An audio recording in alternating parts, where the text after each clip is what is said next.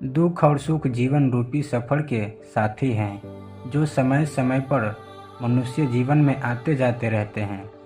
लेकिन एक ऐसी चीज़ है जो मनुष्य के दुख का कारण बनती है। आचार्य जनक्य ने अपनी विद्वता और क्षमताओं के बल पर भारतीय इतिहास की धारा को बदल कर रख दिया। ऐसा शायद ही कोई विषय है जिस पर चाणक्य ने अध्ययन नहीं किया हो।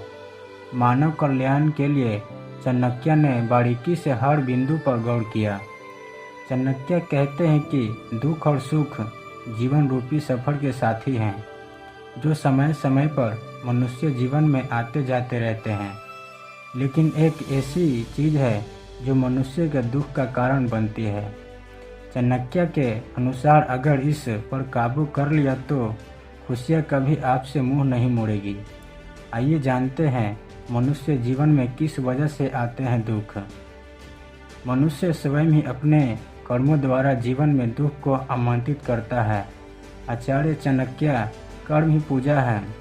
अर्थात जैसे अच्छे कर्म करने वाला हर जगह सम्मान पाता है, उसी प्रकार बुरे कर्म वाला सदा दुख की बागड़ से घिर जाता है।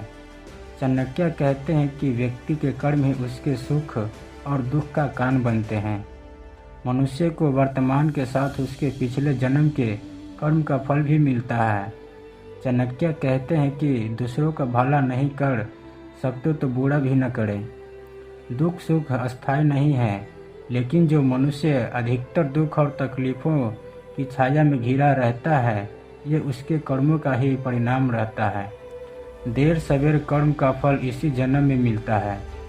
सुख का समय आते ही मनुष्य अपने दुख की घड़ी को भूल जाता है और फिर उसे छोटे बड़े बुरे भले का अंतर समझ नहीं आता। पारिवारिक आर्थिक सामाजिक स्तर पर कई गलतियां कर बैठ देता है। यही पुण्य उसके दुख का कारण बनती है। इसलिए चाणक्य कहते हैं कि व्यक्ति अपने कर्मों से ही दुख को आमंत्रित करता है।